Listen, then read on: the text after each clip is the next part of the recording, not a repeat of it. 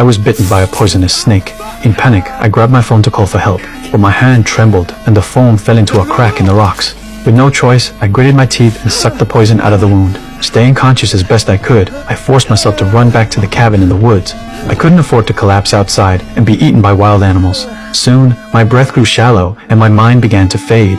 I couldn't hold on any longer and passed out completely. I don't know how long it was before I woke up from my coma. To my surprise, I hadn't died. My wound had almost healed as well. But to be sure, I decided to go to the hospital for a checkup. It was then I noticed the dust covering my car. I wiped the window quickly, didn't think too much, and drove straight to the town. But once I entered the town, my heart sank. The streets were completely empty. What should have been a bustling place was scattered with abandoned supplies. I walked closer and saw a body on the ground. Its skin had turned black. The flies circling it told me it had been dead for a long time. It was then that I realized things were far worse than I had imagined. I quickly got back into the car and headed home. It wasn't until I heard the radio that I learned I had been unconscious for 3 weeks. During that time, a deadly virus had spread across the world. It spread fast, with a high mortality rate, and humanity was on the brink of extinction. I couldn't believe it.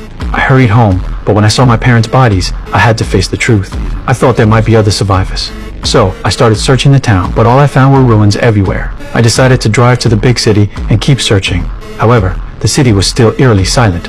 Many devices were still running, but the bright lights in this quiet environment looked strangely ominous. I finally gave up. Exhausted, I went to a 5-star hotel and soaked in a hot spring. Then, I returned to my room naked and poured myself a drink. Make mine a double. It was then that I noticed there were other survivors.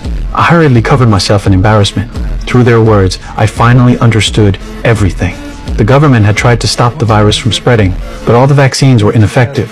The virus's mortality rate and contagion were much higher than expected, and humanity was wiped out before anyone even had time to react. No one knows how they survived. The man believed we were chosen ones, whether it was due to immunity or some other reason. He said we could use all the supplies we wanted from now on.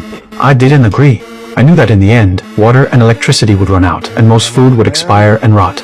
We had to find a way to survive now. The woman, hearing this, broke down in tears and left. After the man explained, I learned that she had given up after losing her family. Luckily, with the man's company, she hadn't chosen suicide. I urged her to leave with me, but she refused. I had no choice but to promise to settle myself first and come back for her. Not long after, 2 gunshots echoed from upstairs.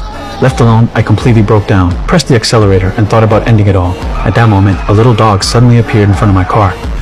It had also survived the virus. It stopped me and prevented me from committing suicide. I decided to adopt it. It gave me back some hope. I was bitten by a poisonous snake. In panic, I grabbed my phone to call for help, but my hand trembled and the phone fell into a crack in the rocks. With no choice, I gritted my teeth and sucked the poison out of the wound.